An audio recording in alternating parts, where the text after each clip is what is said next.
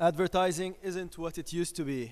Programmatic advertising promises to make the ad buying system more efficient by removing humans from the process wherever possible.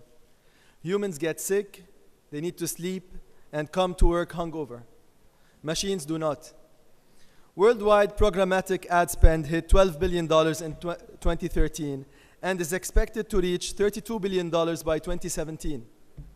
Mr. Rami Saad, Deputy Chief Operating Officer of DMS, will be moderating this next panel. Please welcome him on stage.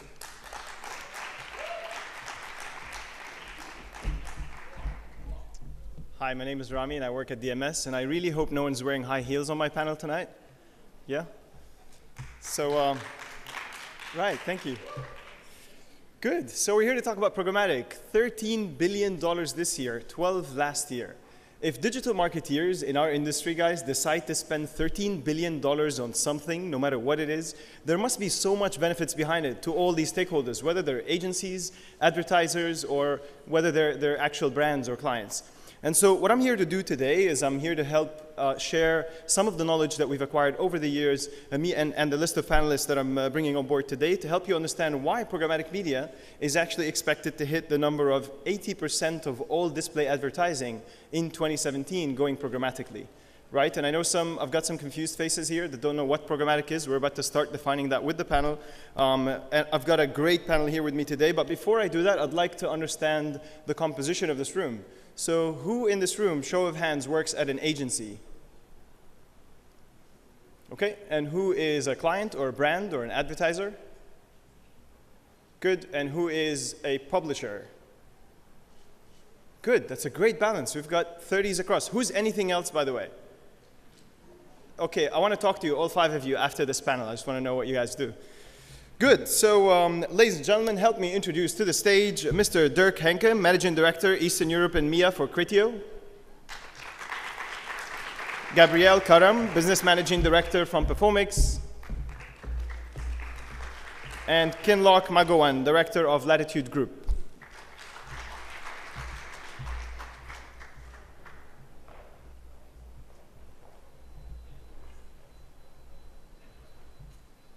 Excellent. Can you hear me? Good, no heels, awesome. So let's begin by talking about what exactly programmatic is, to try and maybe debunk that for the room here. And let's begin maybe with you, Gabby. Okay, I think everyone knows where digital started back then, buying only Can you just a bit closer to the mic? All right. Everyone knows how digital was bought back in 2002 or 2003. You buy by a specific portal, you have to know where to place it. Things have changed recently too much. It's not anymore where you buy, it's about the audience that you need to buy. So this is where programmatic has jumped the leap, and it helped a lot of people understand how to follow audience. People are not reading one single content, they are reading several places, and they need to follow them in the right place. So programmatic is definitely a machine that can definitely help you reach audiences in different touch points. So why do advertisers use programmatic? Let's talk about the benefits. What do they get? If we look at the behavior of digital recently, it has changed dramatically. So people are not anymore loyal to one single website. They might be loyal to specific certain ones, but they want to follow the news from different angles. So you need to follow them from different places, different angles. So programmatic has really helped them to reach them in different stages as they move across the chain of looking for content. Makes sense. Kinlock, what do you think? Yeah, I think there's a few different reasons why people would use it. Firstly, it allows you to access more inventory, so there's definitely a reach advantage here for advertisers that are able to access those other networks and exchanges. Secondly, it can make it more efficient because you're normally buying in an auction model. It means that the market decides the price of that inventory, so it can be more efficient.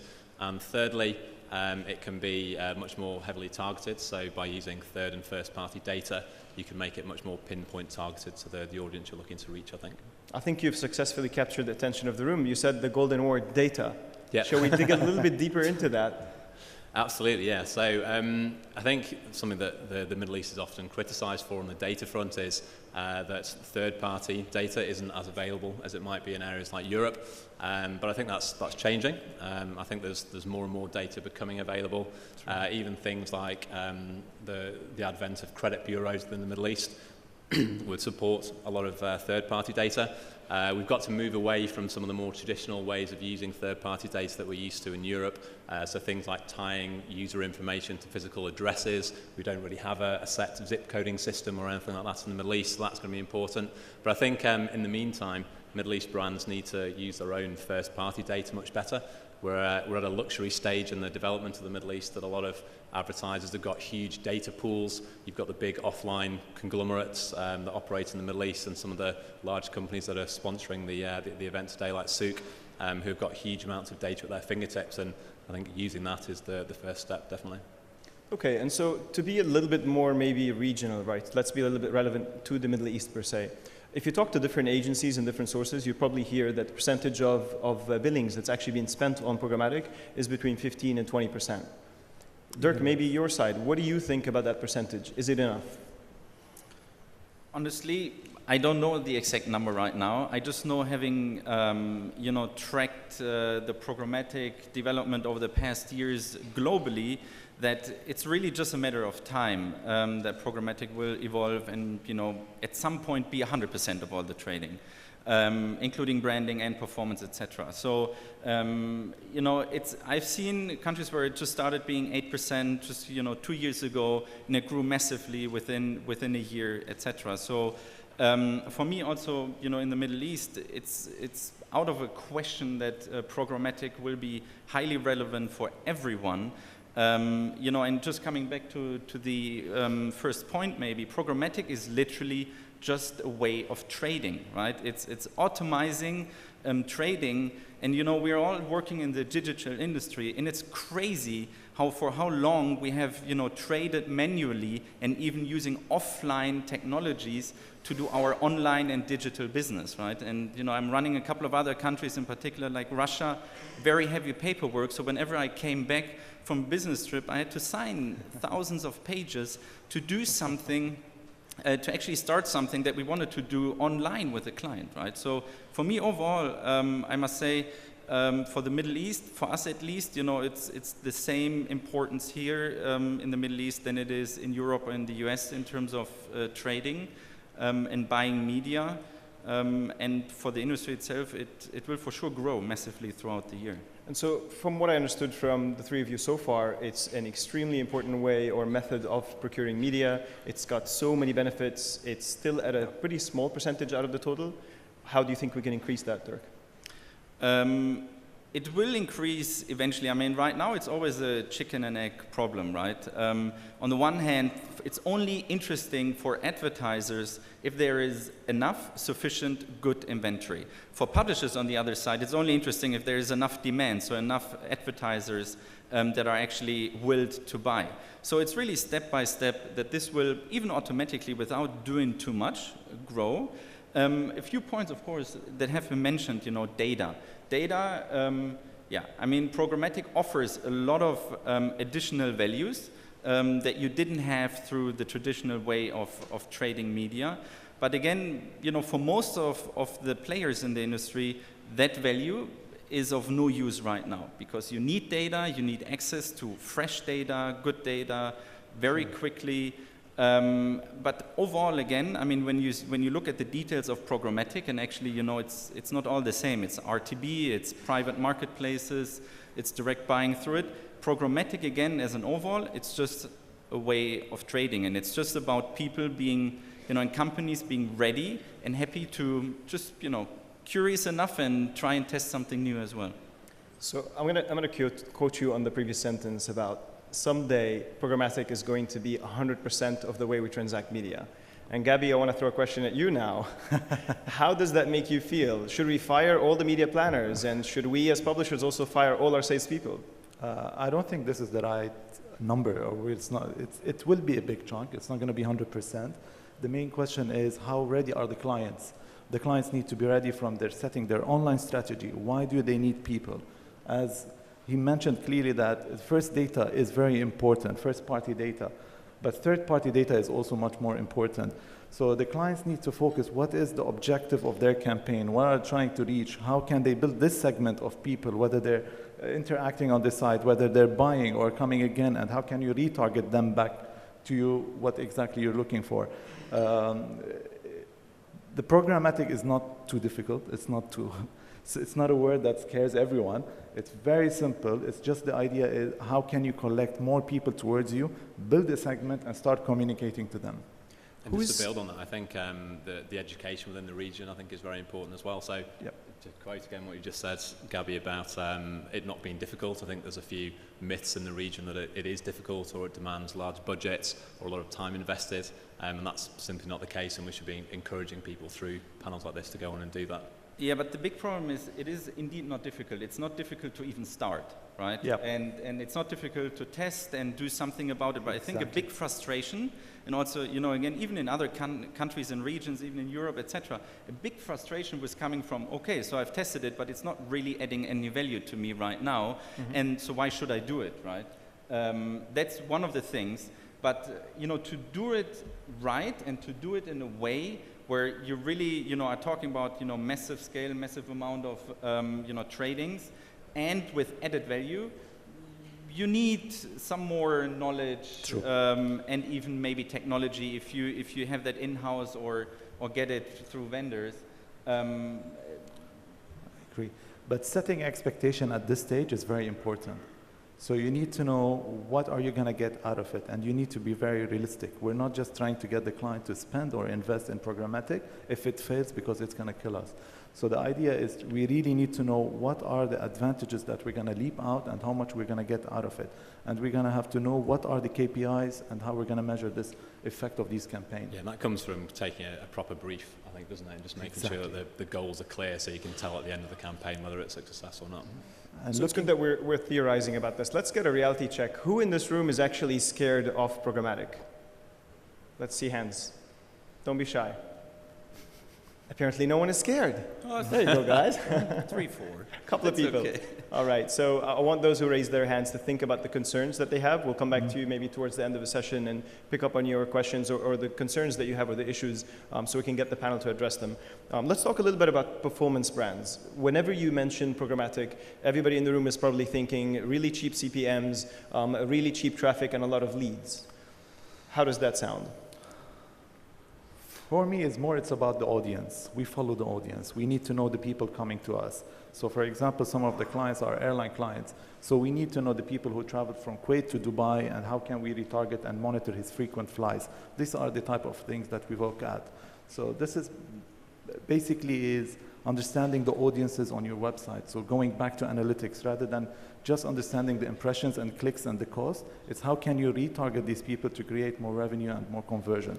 So it differs from the branding campaign and from the conversion aspect of any campaign.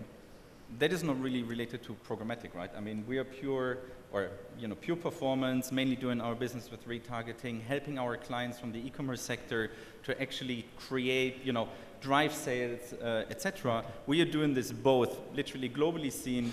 We are behind Google, based on Comscore, the second largest network. So we reach 1 billion unique users every month. And half of that is coming through programmatic, actually.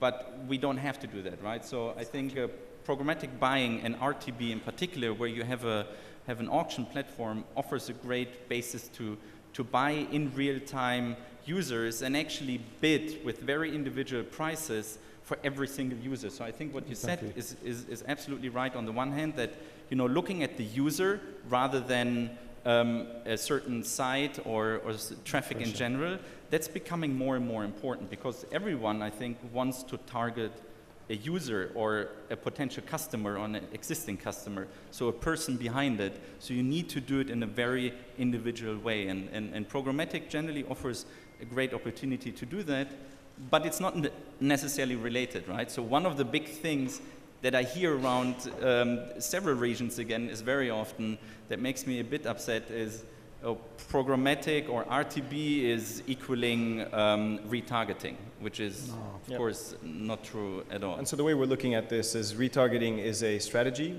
The method that you happen to be buying could be programmatic or could be direct. Exactly. And so switching gears and maybe thinking about some of the e-commerce players, if you own an e-commerce or if one of your objectives in this room is direct response, there are a lot of strategies that you could employ. Remarketing is one of them. What are other techniques and strategies that you use on the performance side to help clients? I think we work with a lot of direct response clients, and we've certainly found that programmatic has been very useful for them in that respect.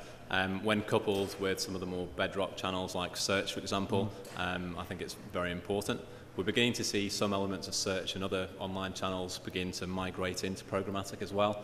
So things like search retargeting. So if on my way to Beirut, I search for Beirut flights, but don't actually click on the advertiser's ad, exactly. I can still be retargeted based on that. And that sort of data is becoming more and more useful, I think. Another element which I think will eventually become programmatic is inbox or mail retargeting.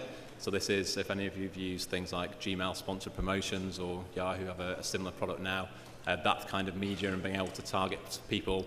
So if I'm Etihad, I can target people that have Emirates.com in their inbox. That kind of retargeting, I think, will become more and more important as well. But with everything as a performance marketing agency, everything is essentially based on the data. So if we can use machines and we can use intelligent human learning to try and drive that forward, then that's what we're going to do. Okay, and if I'm a branding client and I'm really just concerned about brand attributes, awareness, perception, then should I not touch programmatic? Gabi? It depends on the premium networks that you have, premium programmatic. So we focus on having your premium placement for your brand. And again, it's not easy to measure, you're right, but of course you can rely back into your analytics and how many people you're reaching and how many people are engaging with you, and thus calculating the cost of your interaction with the websites that you're getting. Of course, programmatic is a tricky bit on brand because there's nothing that you can measure systematically, but definitely you can rely on your analytics and see how many people are interacting or engaging with you on that aspect. It's been a long debated topic, I think, hasn't it? And how it comes down to how you measure that branding impact. And again, as a performance agency, it's something that we find a little bit foreign to deal with to begin with, but when you start to look at things like attribution tools or some of the measurement and market measurement tools that are out there at the moment, it gives you at least some form of KPI or something you can work towards as opposed to just impressions or something like that. Gabi, are there any specific brands at the Viviki network that are using programmatic for branding today?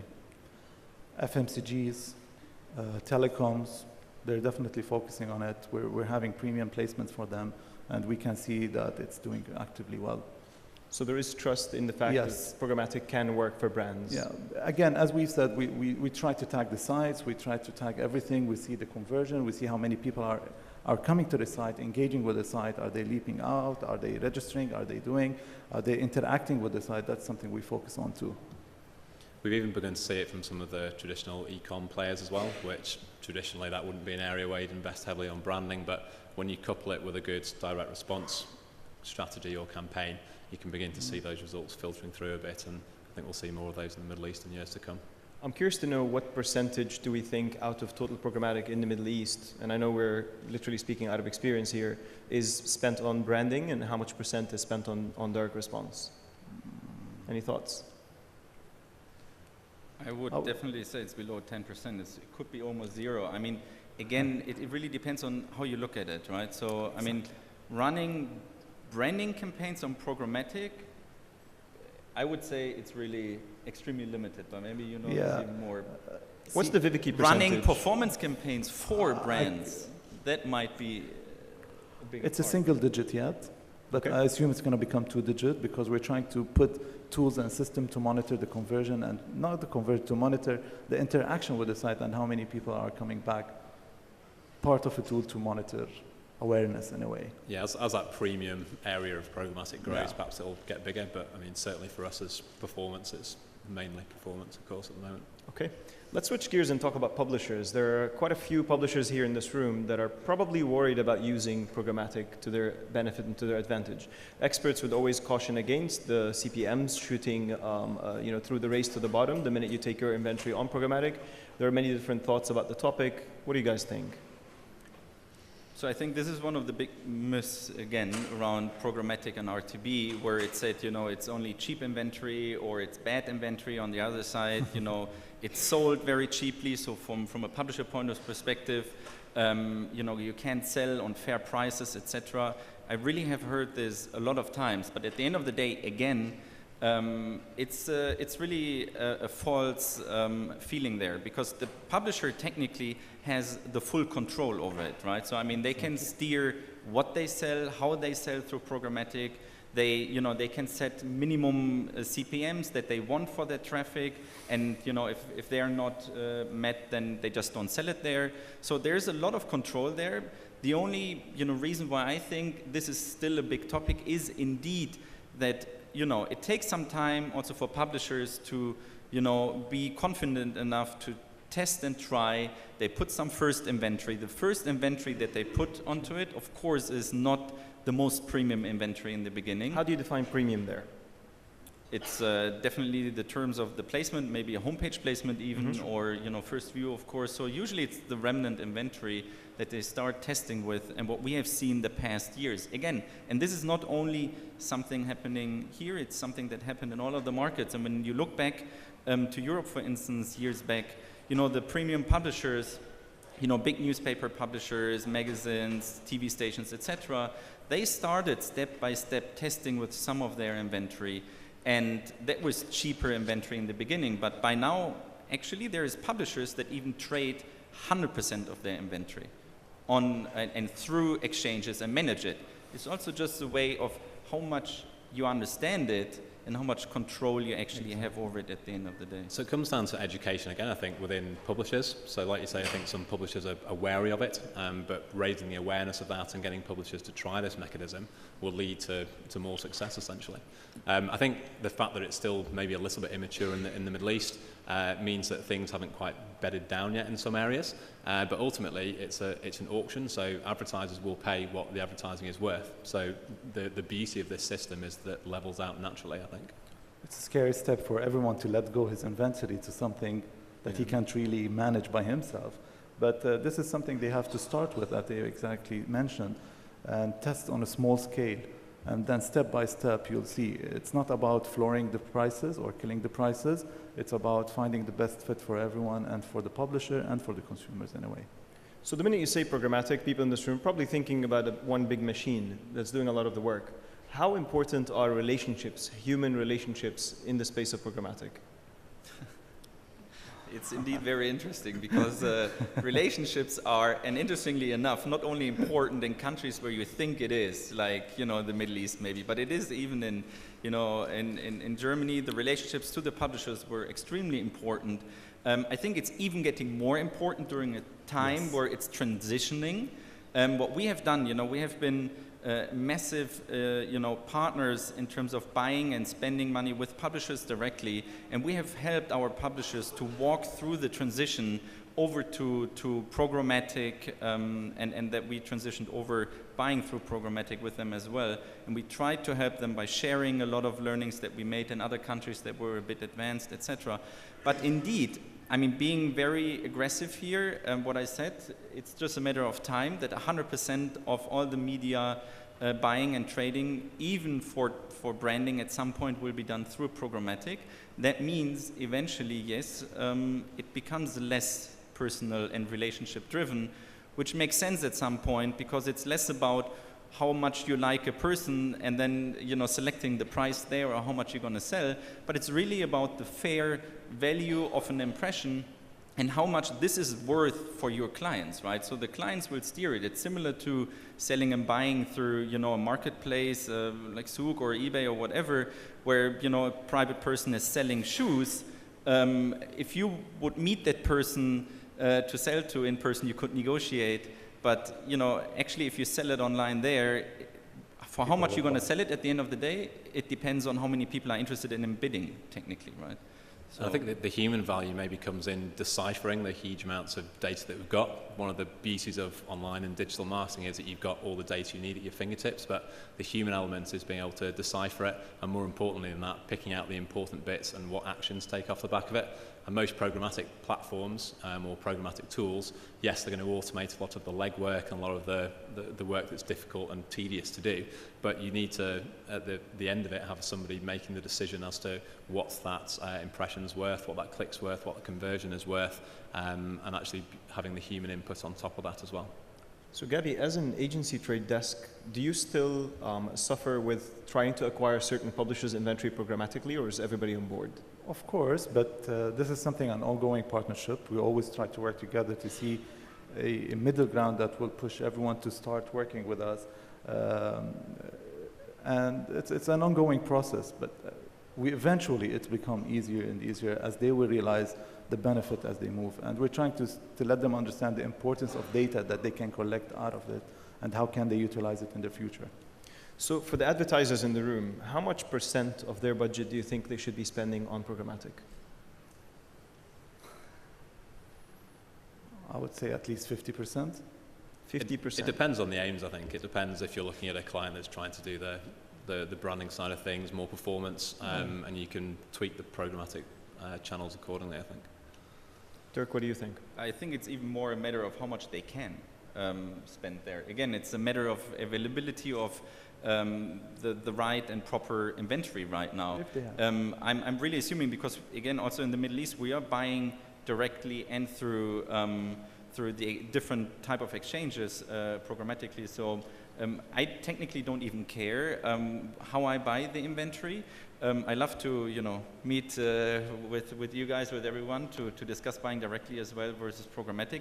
I think it really, it's difficult to answer generally. It really depends also on the specific client, on the strategy. The only thing that I would say is everyone should, start at least being curious enough and dealing with it and testing and trying out, because it's definitely something that is happening right now and that will, become much more important eventually. Okay, so keeping the advertiser hat on, and this is going to be controversial. Forrester research suggests that half of all marketeers are now concerned about agency transparencies when it comes to programmatic. What is your opinion on that? Should CMOs take trade desks or take programmatic in-house? They can do. Of course, you can take it in-house, but the idea is how can you keep on tapping on the latest development? It's going to be expensive on the client to have it in-house. Second is how can you keep the knowledge, because if you have a resource that has several experience in different industries, how can you take some experiences and apply it to different industry? So would the client take and focus only on their FMCGs, or would they like to see what telecom have done previously and what was the success factor in this? Yeah, I mean, we see this kind of question a lot in the real world, in pitches and things like that, and there's lots of answers to it. Like you say, the knowledge, the tools, the technology, the scalability is very important as well. But I think the best solution that we've seen working in the market is a combination of both in-house and agency resources. How does that work? So you'd have people managing either channels or parts of the marketing funnel at the brand, working in tandem with people working at agencies. You've got to have somebody client side that's close perhaps to the first party data, closer to the KPIs, closer to some of the processes that drive the success of the marketing team. If there is a sales team that follows up on marketing leads that come in, for example, and then you get all the benefits of the agency and the supplier involved in the relationship as well, with their expertise and their scalability, their technology, etc. Dirk, do you have any thoughts? Yeah, I mean, on the one hand, I must say that most of our clients, of course, are extremely advanced in that space, and generally seen when it comes to analytics, technology as well, because our clients are, again, the biggest e-commerce players, in the respective countries, and they're extremely performance focused and driven, and all about driving performance on their side as well. So they have managed over the past years tremendously to really increase the in-house expertise and competence. And with most of those clients, above 90%, we actually work directly as well to run the campaigns for them. And I believe, generally seen, and this is not only related to programmatic, but really to advertising and how that is changing, it's becoming much more technical and much more mathematical as well. And you see more and more reports and in the news things about madmen versus methmen, where really, versus just pure creativity, you need to start understanding your numbers on your own.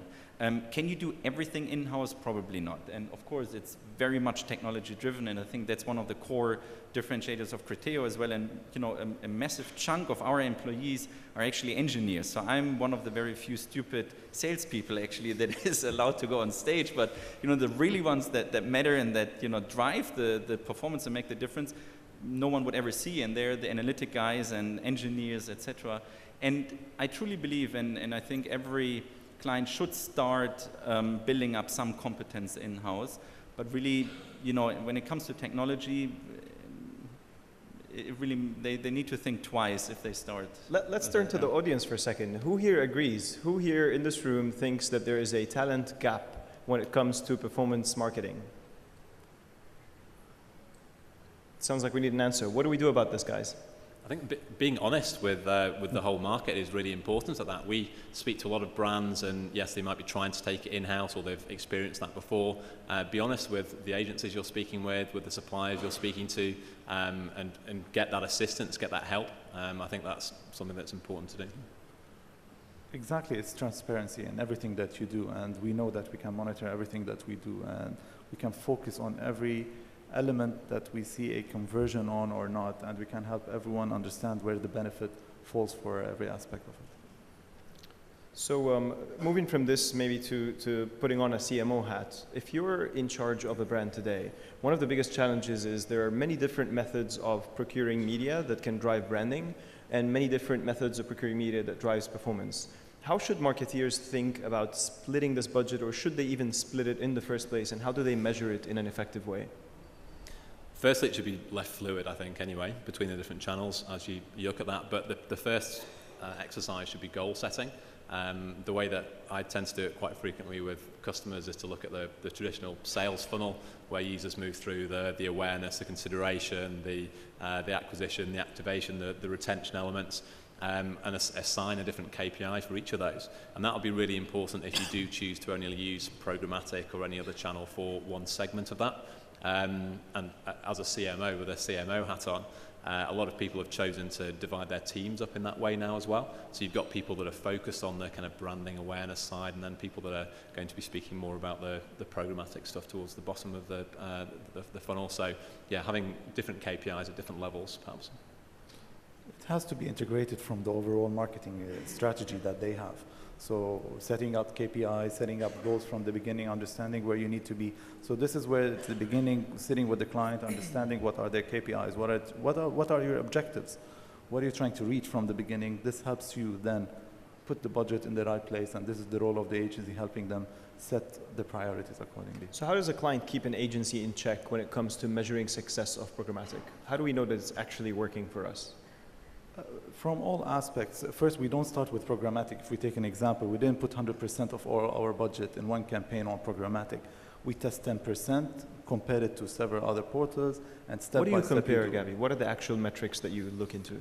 If it's a branding campaign, then we look on how much people engage, came to the website, talk to us. If it's about buying, what are the conversion, how many people recharge online, how many people bought a ticket to a specific destination. So you collect all these type of data and analyze them, and from there you start taking your decisions.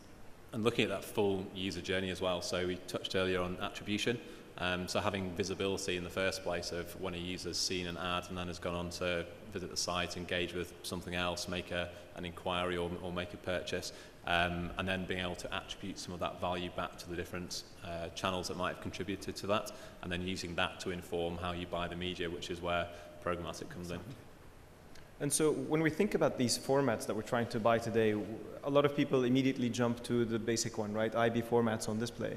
What about mobile? What about video? What about native? Are any of these being traded programmatically today?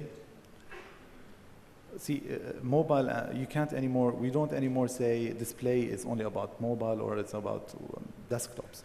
When you say display, it's across both. You have to cater for both. And we've seen that more people are using mobile than ever before.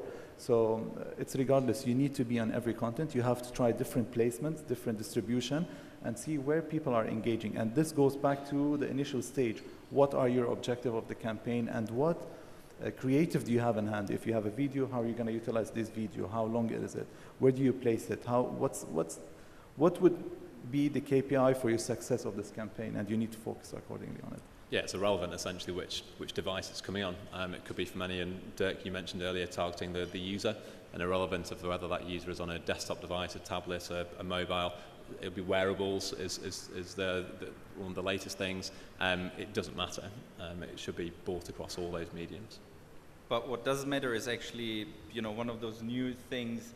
It's actually cross-device, right? So also, one thing, it was a bit mixed, right? The one thing is formats, the other thing is devices. And I think for everyone, and that's also for performance and for branding, it's again about how do you reach in the most appropriate or effective way your target group. And what's getting much, much more complex now, and that is really the new normal today, is that actually as an advertiser, you have to communicate with your customers, potential customers, through multiple devices, right? And it's not just one screen. It's probably, and when I look, especially in the Middle East, I'm actually one of the poor guys with one mobile phone only, but it's like 2 or 3. We need to work on that. And we need to work on that. Yeah, I'm sorry. I'm gonna try my best. And then of course the tablet and etc. So you have to make sure that you reach your customers throughout those different devices, and also in an effective way. That means you need to ideally know, have you shown an ad already to this person in the morning on the desktop, and is that the same person that you're addressing now in the afternoon on a mobile device? That is really becoming a much, much more important topic. I know we are diverging maybe slightly, but I'm not getting a time signal, so I will ask you this question. Tell us about cross-device deduplication. How does it work, and how do we know that this is the same person on multiple devices? So overall in cross-device, you have 2 different methods, right? You have the exact match and implied match, which means, exact match, you really identify the user and you know exactly that's the one that you're targeting, and there's different ways, and that's the solution we have at some point selected, using millions of different data points that we have to really match them and make sure this is the same user. You can do it through login data as well, right? Depending on what player you are. But that might limit you on the audience. If you only have login data, you might be missing a lot of login data from some users. The implied match is something where you are assuming and doing some projections that this user could be the one that you're looking at. And there is a big problem, because there you have an inaccuracy of 40 to 60 or 70%, which then of course, when you look at performance marketing, is an absolute no-go, because you need 100% accuracy. Otherwise, it's completely destroying the performance of your client campaigns. So, again, without really, because that would become very technical, how that is working, but like those general differentiators, and we focused on exact match, using our own first-party data that we have. So we really know who is the user, both on the mobile device or the desktop. And the reason this is very important to the audience is that if a person that's being targeted on a certain device, device A, then transacts and actually buys the desired product, then you don't need to serve them any ads anymore, and so you're decreasing wastage and you're being much more effective in the way you're targeting this user. So staying on the touch point of data there, how much third-party data is there in the Middle East?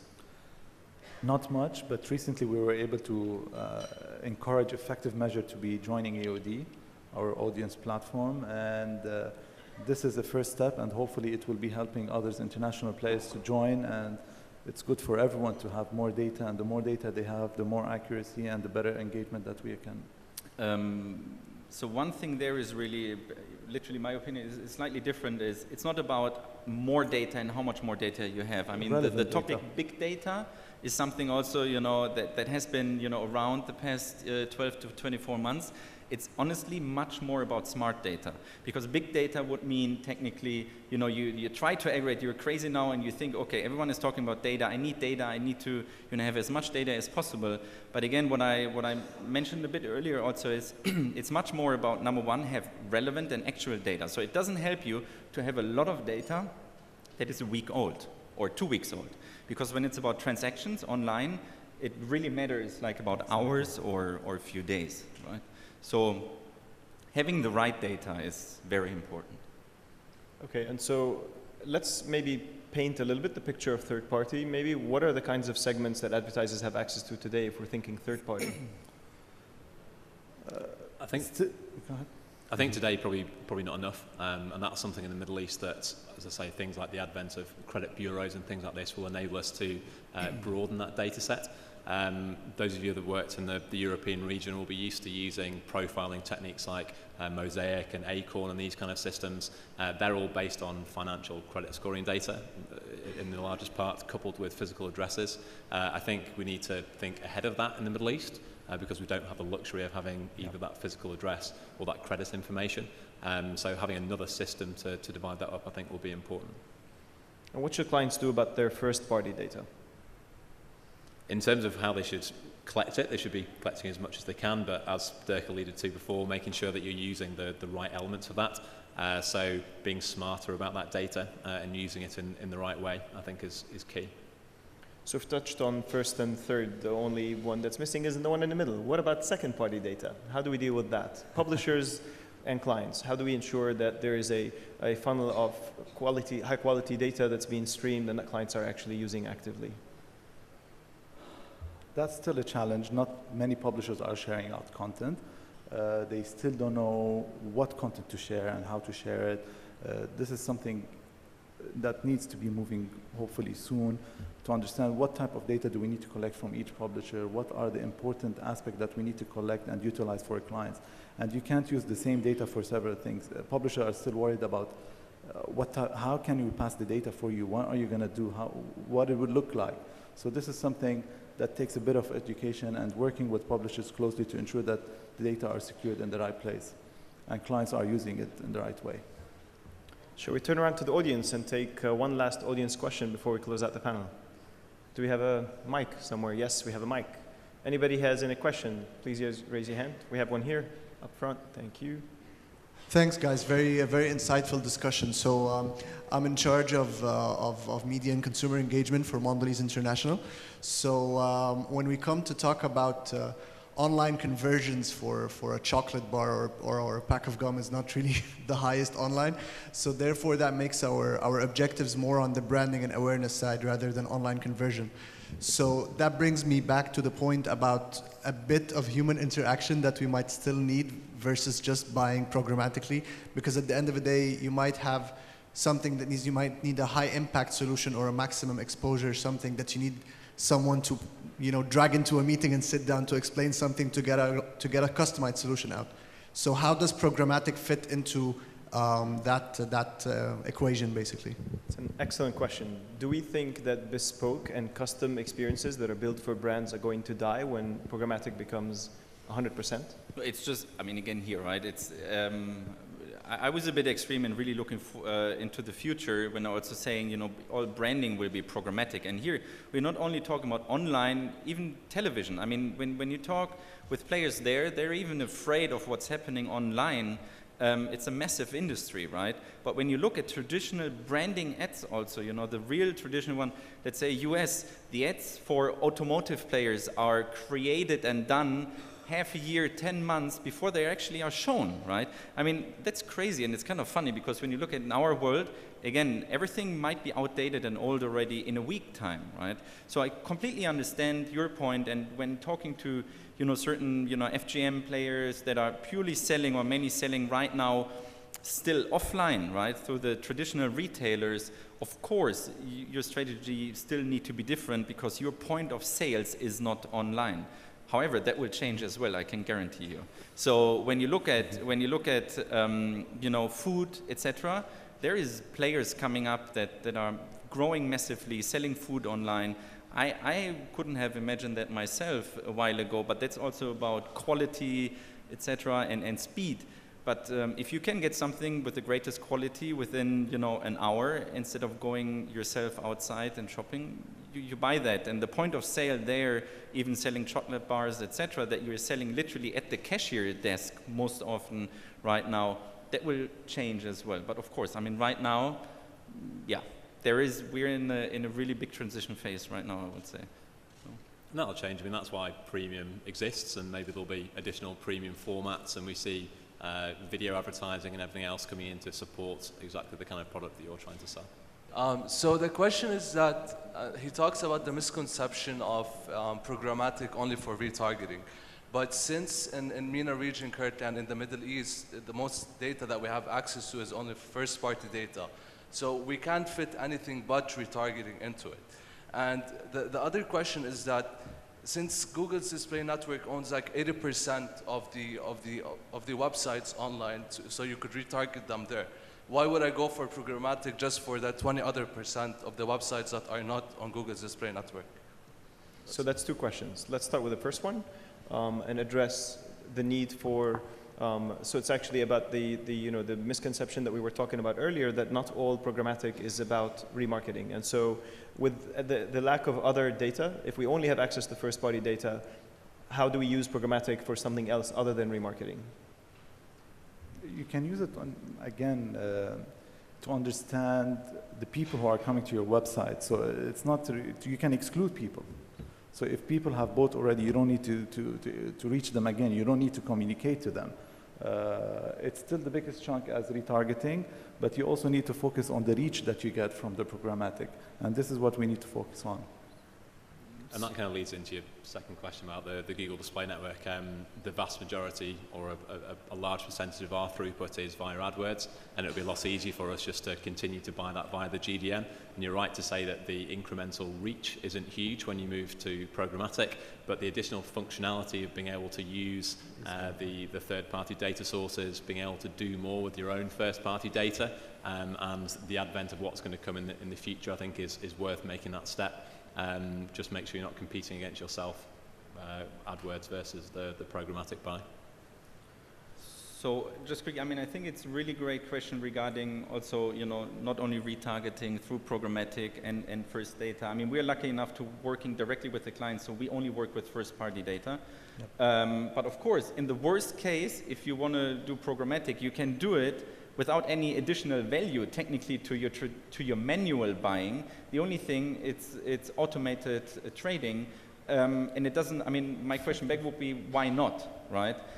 You could start testing and buying and trading media, buying or selling, without any massive additional value or using a lot of additional data. It's just a way, again, of trading in the worst case, and ideally, of course, over the time, you can take some additional value out of it through data, and I'm sure the whole data topic again, that will evolve and develop and change over the time as well. And the second point, it's kind of a sad thing, right? If it only would be Google globally, then that would be quite sad. Of course, Google is big, and we buy a lot, and we are a big client on the Google network, globally seen, and it's working fine, and it's great. But of course, for us, for instance, it's important to reach every single user in the Middle East, and that also, as often as possible.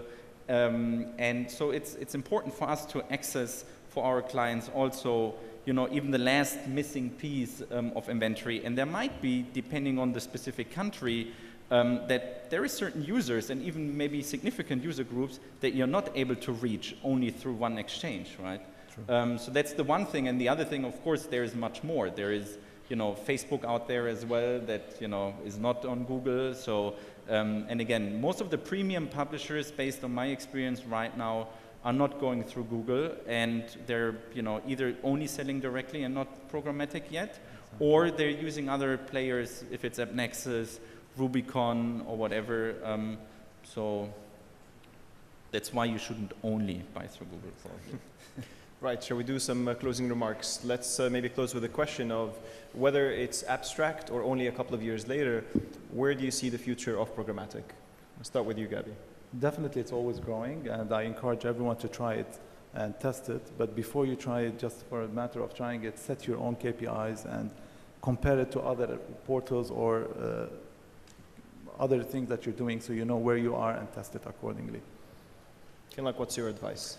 Yeah, I think in the short term we'll see more and more things like video wearables coming to be able to bought via a programmatic mechanism. But thinking slightly further ahead, I think the thing that I'm really excited about is consumers knowing more about the value of the data they offer. So maybe we'll see things like consumers offering up that data in return for some valuable content or something along that side of things. So it's really about empowering the consumer. I'd expect to see that. Dirk? Sure. I think I spoke a lot about it already, so I don't want to bore you to repeat even what I said before. I think, again, programmatic, very high-level scene is a trading mechanism, and it's automated trading, and that's why I think the future is definitely going towards that. There is a lot that needs to happen again. I mean, again, as I said, ourselves, we are purchasing still the biggest amount of inventory non-programmatic and directly with publishers. But it will offer amazing possibilities in the future, and everything around real time, what I said before as well, having the right smart type of data, it will for sure be able to enhance your campaigns and make them much more efficient. So again, it's be curious, test and try. Of course, get some of the knowledge in-house and the competencies, in particular analytics, and you'll see it will be growing. And the next time, in a year's time, when I'm back, hopefully, then you might be able to tell us even on your own how much it grew over the next months already. Excellent.